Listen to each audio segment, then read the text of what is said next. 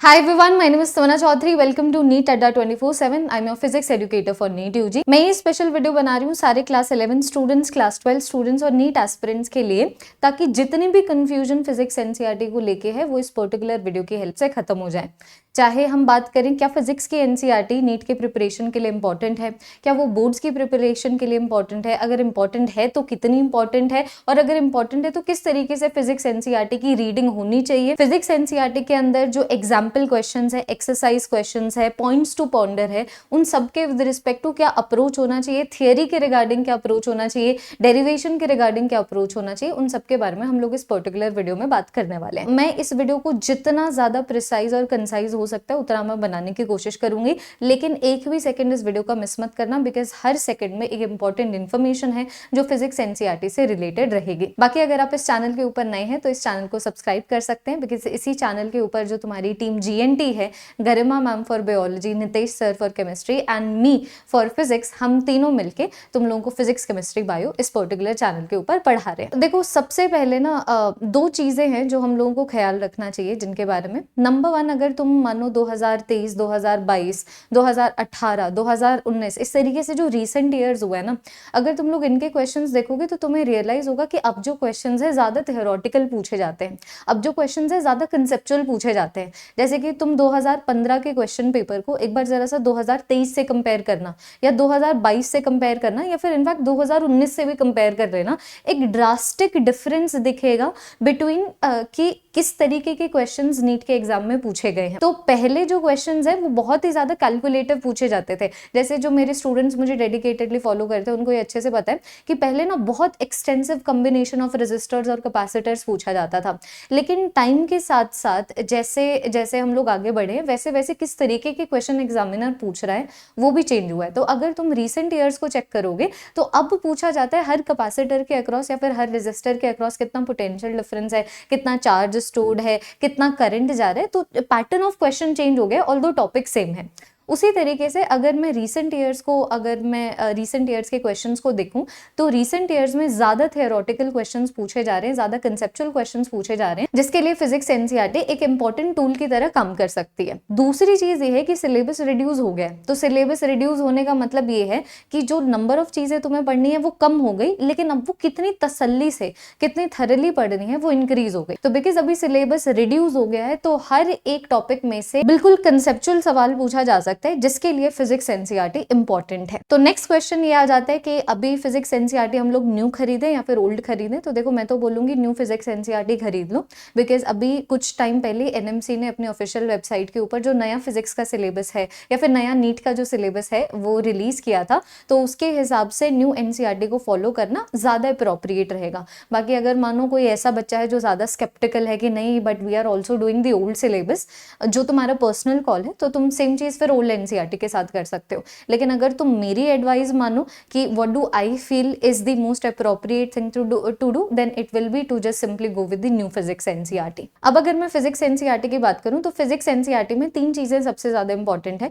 एक है डेरिवेशन, एक है एग्जाम्पल्स और एक है क्वेश्चंस। तो तीनों के बारे में एक एक करके बात करते हैं कि ये किस तरीके से इंपॉर्टेंट है और किन तरीके के स्टूडेंट्स के लिए इंपॉर्टेंट है। अब अगर मैं डेरिवेशन की बात करूं तो फिजिक्स के एनसीईआरटी में तुम्हें दो तरीके की डेरिवेशन दिखेगी। एक तरीके की डेरिवेशन वो होगी जिसका वे ऑफ डिराइविंग बहुत सिमिलर होगा two way of solving a particular important question. मानो हम किसी चीज की डेरिवेशन कर रहे हैं जो इंटीग्रेशन या फिर डिफरेंशिएशन के ऊपर बेस्ड है, और इंटीग्रेशन और डिफरेंशिएशन के ऊपर बेस्ड न्यूमेरिकल क्वेश्चंस भी हम लोग करते हैं। तो ऐसे जो डेरिवेशंस हैं वो नीट के पॉइंट ऑफ व्यू से भी इंपॉर्टेंट है और वो बोर्ड्स के पॉइंट ऑफ व्यू से भी इंपॉर्टेंट है। फिर कुछ ऐसी डेरिवेशंस होती है जो इनसे थोड़ी सी अलग होती हैं। जैसे अगर मैं केटीजी में प्रेशर वेलोसिटी के बीच में जो रिलेशनशिप था, अगर मैं उसके डेरिवेशन की बात करूं तो ये एक ऐसी डेरिवेशन है जो एनसीईआरटी सेंटर थोड़ी सी कम इंपॉर्टेंट है, लेकिन ऑब्वियस सी बात है जो भी डेरिवेशन तुम्हारी एनसीईआरटी में गिवन है वो तुम्हारे बोर्ड्स के लिए तो इंपॉर्टेंट होगी ही होगी। तो अगर तुम एक ऐसे फिजिक्स टीचर को फॉलो कर रहे हो जो डिटेलिंग में तुम लोगों को पढ़ा रहा है, डिटेलिंग में नोट मेकिंग भी करा रहा है, तो ऑब्वियस सी बात है जो डेरिवेशन उन्होंने तुम लोगों को नोट्स में भी लिखवाई होगी वो डेरिवेशंस नीट के लिए भी इंपॉर्टेंट है। लेकिन अगर कोई भी एक ऐसी डेरिवेशन है जो एनसीईआरटी के अंदर गिवन है लेकिन तुम्हारे नोट्स के अंदर नहीं गिवन है, तो वो एक ऐसी डेरिवेशन है जो ज़्यादा बोर्ड सेंट्रिक है। बाकी अगर कोई बच्चा मानो नीट के लिए भी प्रिपेयर कर रहा है, बोर्ड्स के लिए भी प्रिपेयर कर रहा है, जैसे अभी क्लास 12 के बच्चे की मैं बात कर सकती हूँ, तो फिजिक्स एनसीईआरटी के अंदर जितने भी डेरिवेशन है वो तुम सबके लिए इंपॉर्टेंट है।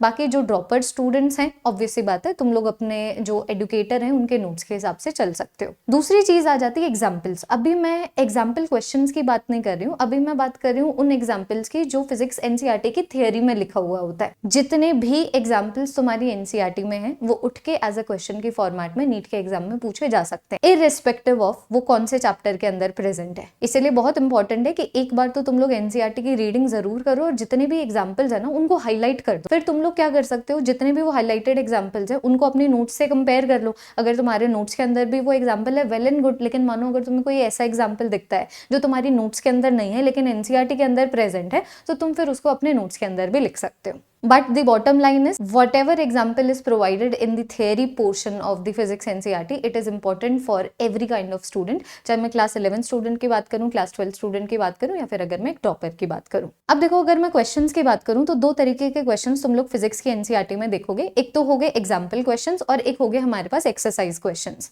अब ऑब्वियस सी बात है कि दोनों तरीके के क्वेश्चंस तुम लोगों को करने ही करने हैं, है ना।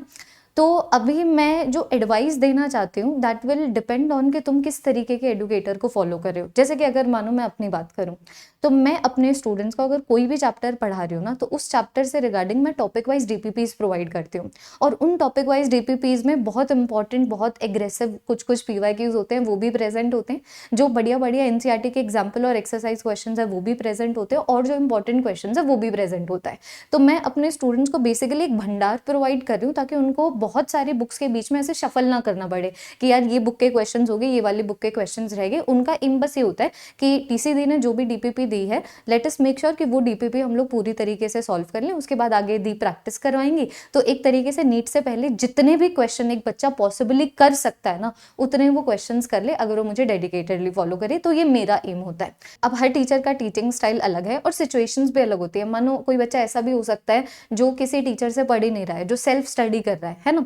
तो फिर मैं तुम्हें बता रही हूँ कि तुम लोग कुछ इसको इस तरीके से अप्रोच कर सकते हो कि जो एग्जाम्पल क्वेश्चंस है ना, इनको तुम लोग कर लो during the syllabus coverage process. I am hoping तुम लोगों को पता हो कि जब भी नीट की प्रिपरेशन की बात होती है तो वो डिफरेंट फेजेस में डिवाइडेड है। सबसे पहले आता है जब आप पूरे के पूरे सिलेबस को कंप्लीट करते हैं और उस दौरान आप क्वेश्चंस करते हैं जो आपके या तो टीचर ने प्रोवाइड किया हुआ है या फिर जो आपके मॉड्यूल्स में प्रेजेंट है, ठीक है। लेकिन जो नंबर ऑफ क्वेश्चंस हैं वो बहुत ज्यादा नहीं होते कि जितने भी क्वेश्चन तुम्हें करने चाहिए नीट के एग्जाम को क्रैक करने के लिए, तो उसका सिर्फ एक पोर्शन होता है जो आप सिलेबस कवरेज के दौरान सॉल्व करते हैं। उसके बाद आप आते हैं डिटेल्ड रिवीजन वाले फेज में, जब और क्वेश्चंस आप सॉल्व करते हैं। फिर आते हैं सेकंड रिवीजन के फेज में, जब आप और क्वेश्चन सॉल्व करते हैं। और फिर बाद में जो क्वेश्चन का काउंट है वो बढ़ता जाता है जैसे जैसे आप नीट एग्जाम को अप्रोच करते हैं, है ना। तो मैं ये एडवाइस कर रही हूँ कि एग्जाम्पल क्वेश्चंस को तुम लोग ट्रीट कर सकते हो एज अ डीपीपी जब तुम सिलेबस को कवर कर रहे हो, और एक्सरसाइज क्वेश्चंस को तुम लोग सॉल्व कर सकते हो जब मानो तुम्हारा कोई टेस्ट आ रहा है, फोर्टनाइटली टेस्ट आ रहा है या फिर मंथली टेस्ट आ रहा है जिसके अंदर वो पर्टिकुलर चैप्टर प्रेजेंट है, या फिर मानो जब तुम तुम्हारी डिटेल्ड रिवीजन के अंदर पहुंच चुके हो और तब तुम्हें अगर क्वेश्चन प्रैक्टिस करनी है, तब तुम्हें अगर कोई डीपीपी की रिक्वायरमेंट है, तो फिर बाद में तुम लोग एक्सरसाइज क्वेश्चंस की हेल्प से चल सकते हो। तो इस तरीके से मैनेज करो बच्चों। मैंने बहुत सारे स्टूडेंट्स को देखा है कि वो कोशिश करते हैं सारी चीजें एक साथ हो जाए। जैसे वो कोशिश करते हैं कि अगर हम आज dual nature of radiation and matter पढ़ रहे हैं तो जितने भी questions dual nature of radiation and matter के ऊपर हो सकते हैं उनको हम लोग अभी सॉल्व करेंगे। This is not possible. The efforts must be distributed ताकि तुम लोगों को थोड़ा सा मजा भी आए ना, तुम लोग बोर भी ना हो। तो उसको डिस्ट्रीब्यूट करो, मेहनत को, नंबर ऑफ क्वेश्चंस को भी डिस्ट्रीब्यूट करो। तुम खुद सोचो, फिजिक्स का सब्जेक्ट है, हर एक क्वेश्चन को सॉल्व करने में टाइम लगता है क्योंकि न्यूमेरिकल क्वेश्चन है। ऐसा नहीं है कि एक क्वेश्चन हो गया, दूसरा क्वेश्चन हो गया, तीसरा क्वेश्चन हो गया।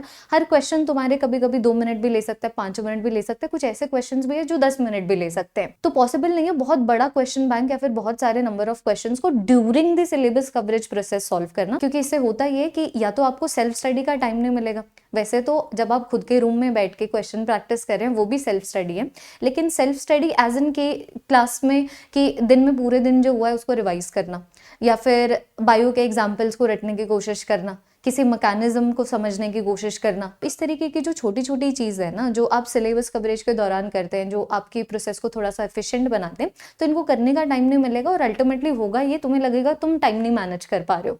तो ऑब्वियस सी बात है, टाइम कैसे मैनेज कर पाओगे अगर तुम ज़रूरत से ज़्यादा करने की कोशिश कर रहे हो।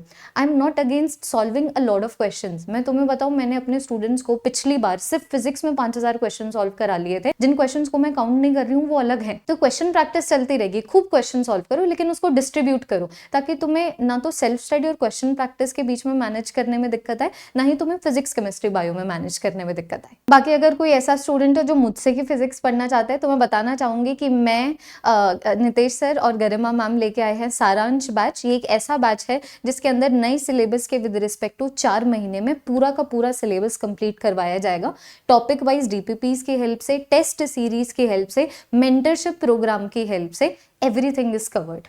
तो कोई भी बच्चा जो मानो जिसका बहुत ज़्यादा बैकलॉग है, जो घबराए हुए है कि यार इतने बैकलॉग के साथ साथ सिलेबस को कैसे टाइम के ऊपर कंप्लीट करेंगे, या फिर मानो कोई किसी बच्चे ने अभी तक नीट की प्रिपरेशन नहीं अच्छे से शुरू की है, वो परेशान था नए सिलेबस को लेकर, या फिर वो परेशान था किसी और बात से, लेकिन अभी फाइनली मूव ऑन करना चाहता है, फाइनली चीज़ों को अपने हाथ में लेना चाहता है, जिसके अंदर जिद है सिलेक्शन की, तो वो बच्चे सारांश बैच में एनरोल कर सकते हैं। इसके अंदर पूरी फिजिक्स केमिस्ट्री बायो कवर्ड है, नई सिलेबस के विद रिस्पेक्ट टू होगी, लाइव क्लासेस की फॉर्मेट में होगी। और जैसे मैंने बताया था इस वीडियो में भी कि मैं फिजिक्स कैसे पढ़ाती हूँ, कैसे मैं ऐसी डीपीपीज प्रोवाइड करती हूँ जो सारी की सारी बुक्स का एक मिक्सचर है, तो वो सारी डीपीपीज तुम्हारी तरफ आएंगी। क्लास में मैं जो नोट्स बनवाऊंगी उनके अंदर सारी वो डेरिवेशंस होंगी जो नीट के पॉइंट ऑफ व्यू से इंपॉर्टेंट है। तो इस तरीके से अगर बिल्कुल कंसाइज प्रिपरेशन करना चाहते हो कि कहीं पे भी झूठी मेहनत ना हो जाए, कहीं पे भी ऐसी मेहनत ना हो जाए जो वेस्ट चली जाए, लेकिन जो सबसे ज्यादा चीजें इंपॉर्टेंट है वहीं के ऊपर तगड़ी मेहनत अगर तुम लोग करना चाहते हो, तो ये बच्चों टीचर्स की हेल्प से ही पॉसिबल होता है। क्योंकि तुम लोगों के लिए तो सिलेबस पूरा का पूरा वाइट है, लेकिन जब आप एक टीचर होते हैं, आप इतने स्टूडेंट्स को पढ़ाते हैं टाइम के साथ, इतने बच्चों का आप सिलेक्शन करवा देते हैं, अच्छे अच्छे मेडिकल कॉलेज में बिठा देते हैं, तो फिर आपका जो पूरा का पूरा सिलेबस है वाइट नहीं दिखता, आपको वाइट और ब्लैक नजर आता है। ब्लैक बीइंग वो एरिया जिसपे थोड़ा सा कम फोकस करें तो भी चल जाएगा, and white being those area जिसके ऊपर बहुत ज्यादा फोकस करने की रिक्वायरमेंट है। तो ये जो गाइडेंस है, ये जो पर्सनल मेंटरशिप है, वो तभी पॉसिबल हो जब आप मेंटर्स की गाइडेंस में पढ़ रहे हैं। तो ये जो हमारी टीम है वो इसी तरीके से पढ़ाने वाली है, और ये जो बैच है बच्चों 1 नवंबर से शुरू हो रहा है। तो अगर अभी तक नहीं एनरोल किया है तो तुम लोग कर सकते हो। तुम लोगों को कोड इस्तेमाल करना है GNT25, तो तुम्हें 25% ऑफ मिल जाएगा। ज्वाइन कर लो सारांश बैच को, एंड आई एम होपिंग बच्चों तुम लोगों को ये वीडियो पसंद आई हो, तुम्हें पता लग गया हो कि फिजिक्स एनसीईआरटी के अंदर कौन कौन से एस्पेक्ट्स हैं और कौन सा एस्पेक्ट कितना इंपॉर्टेंट है। That is all everyone. अगर ये वीडियो पसंद आया हो तो इस वीडियो को लाइक कीजिएगा, आगे शेयर कीजिएगा, चैनल को सब्सक्राइब कर लो अगर अभी तक नहीं किया है, and let us crack NEET 2024 no matter what.